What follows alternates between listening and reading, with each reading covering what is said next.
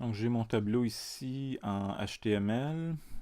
Le look est assez ordinaire, mais on va aller changer ça avec des CSS.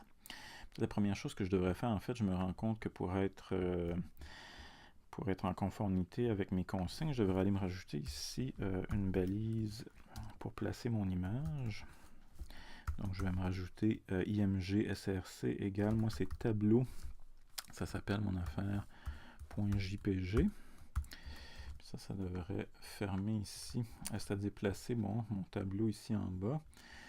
Ce que j'aimerais faire maintenant, c'est peut-être quelque chose un peu comme je vais donc rendre ça un petit peu plus beau, mais je vais placer ça aussi, j'aimerais ça que mon body soit gris, puis que la page elle-même soit blanche.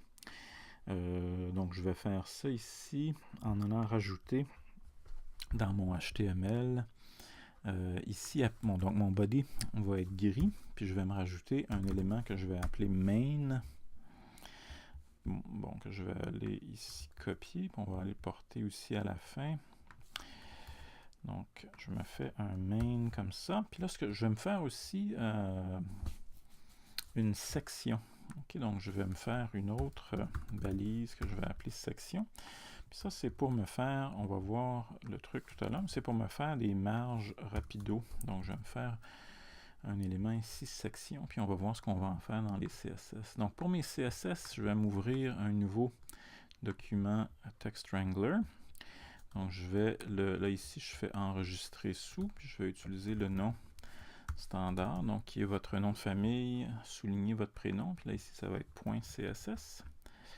Je vais enregistrer ça, puis là, ce que je vais faire, c'est que je vais tricher un peu, puis je vais aller chercher. Donc, dans le site du cours, c'était au cours 6, j'avais déjà des styles ici pour le tableau. Donc, mon tableau ici était associé à un ID qui s'appelait plus beau. C'est vrai que je vais faire ça ici, je vais simplement aller copier-coller ça. Puis j'avais un autre tableau ici qui était un ID différent qui s'appelait alternating. Donc, je vais prendre ça ici seulement parce que ça ici, c'est vraiment tout ce dont j'ai besoin pour que les lignes soient en alternance. Donc là, évidemment, j'ai deux ID différents, un qui est plus beau, un qui est alternating. Donc je vais uniformiser ça, mettons, sur le plus beau. C'est que là, maintenant, il va falloir dire tout à l'heure que mon tableau, ça va correspondre au ID plus beau. Mais je vais reprendre ici pas mal tel quel mes styles. Là, ce que je vais faire, peut-être, c'est d'aller me rajouter des éléments en haut. Donc je vais me prendre un sélecteur body. Là, je vais aller rajouter un fond de couleur. Donc moi ici, je veux un petit fond en gris ici. Ça fait qu'un beau petit gris, c'est le EEE. Donc je vais rajouter ça ici. Puis ensuite, je vais me faire, donc, pour mon main, j'aimerais un background color donc, qui va être blanc. Ça fait que je vais aller me chercher ça. Là, ici, blanc, en fait, c'est FFF. Ensuite, j'aimerais ça centrer mon élément main à l'intérieur de mon body. Donc, on avait vu que pour faire ça, je dois taper 0, puis ensuite auto.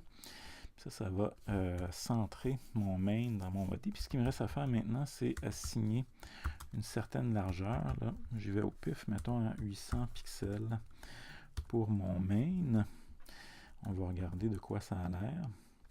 Là, je vais, avant d'aller mettre à jour ma page, je vais aller ici. Donc, on se souvient tout à l'heure que mon CSS, il va être de l'ID plus beau. Donc, je vais aller dans mon HTML ici, puis pour ma balise tableau,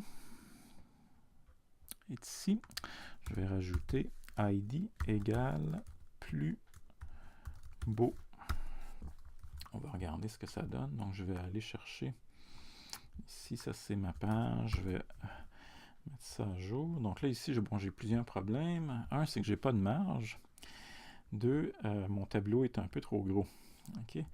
Donc là, pour faire les marges, ce qu'on va faire, c'est qu'on va exploiter la balise section qu'on a créée tout à l'heure. Je vais aller ici, donc, dans mes CSS. Je vais copier mon main ici, puis je vais le rebaptiser section. Donc, j'ai toujours mon main, mais en plus, j'ai une section. Je vais lui laisser la même couleur de fond qui est blanc. Je vais le faire centrer aussi dans la section qu'il contient, donc qui est le main. Ça fait que mon élément section HTML va être centré dans mon élément main, mais je vais lui enlever un petit peu de largeur. Donc là, j'y vais au pif un peu encore. Ça va me faire, là j'ai 700 pixels pour ma section, donc ça va me faire 50 pixels de chaque côté. Voyez-vous, je vais rafraîchir ma page, ça me donne une marge plus intéressante. Donc là, mon image ici est trop grosse, puis il me manque un petit peu en haut de marge, donc, ou de padding. Donc, dans mon élément section ici, moi je vais me rajouter un padding top, mettons de 50 pixels, pour que ce soit un petit peu plus beau en haut. Oh, ça n'a pas marché mon affaire. C'est parce que j'ai écrit 5 O au lieu de 50. Là, ça fonctionne. Ici, mon image est trop grande. C'est que là, je vais aller dans mon code HTML original. Puis pour mon image, ici, je vais rajouter une propriété pour la largeur de l'image. Puis là, je vais écrire ici 100%. Puisque 100%, ça correspond en fait à la largeur de l'élément qui contient l'image. Donc moi, ici, ça va être 100% de mon élément section. C'est que ça ici, ça devrait rapetisser mon image, voilà, pour que ça fitte parfaitement. Bon, là ici, qu'est-ce qu'il me resterait à faire? Peut-être, ça serait peut-être plus beau ici que derrière mon table header, ça soit blanc. Puis j'aimerais peut-être faire que dans mon tableau, ça commence par États-Unis en gris, puis ensuite blanc. Donc on va essayer de faire ça. Pour faire ça, pour en haut, donc c'est dans mes styles ici, c'est mon table header. Je vais aller changer ici, donc sa couleur c'est un petit gris EEE. Je vais aller le changer pour du blanc. Donc je vais mettre à jour mon petit commentaire aussi. Donc ça maintenant c'est réglé.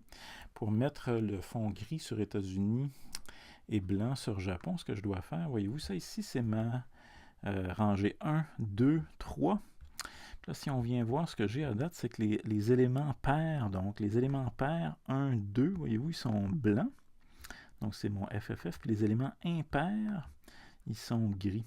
Donc si je veux avoir États-Unis en gris et Japon en blanc, je dois simplement inverser ça. Donc c'est les éléments pairs qui vont être en gris et impairs qui vont être en blanc.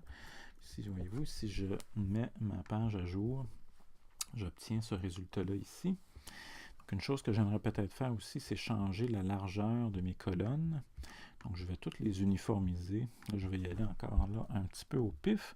Donc je vais y aller ici avec la fonction largeur. Puis je vais me mettre, je ne sais pas moi, peut-être 125 pixels de large. On va essayer qu'est-ce que ça donne.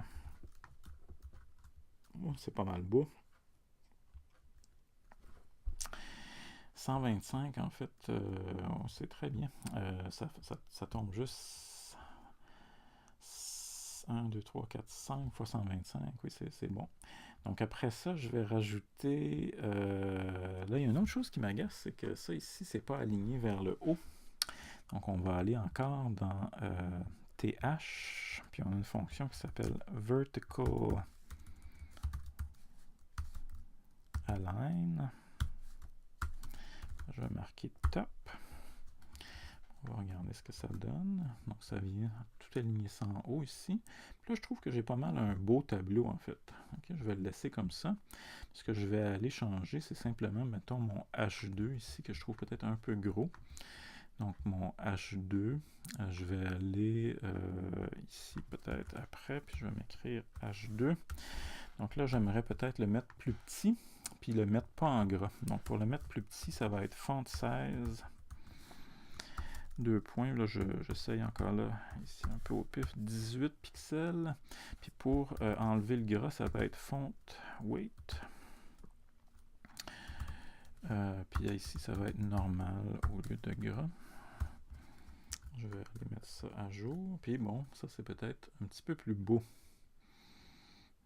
Ok, mais là, à mon avis, c'est assez pour les styles. C'est juste l'idée qu'on on pourrait s'amuser encore. Mais à mon avis, là, ça fait la job. Ça a l'air très propre, mon affaire. À mon avis, même, c'est plus beau que le tableau original. Puis, je vais m'arrêter là pour le moment.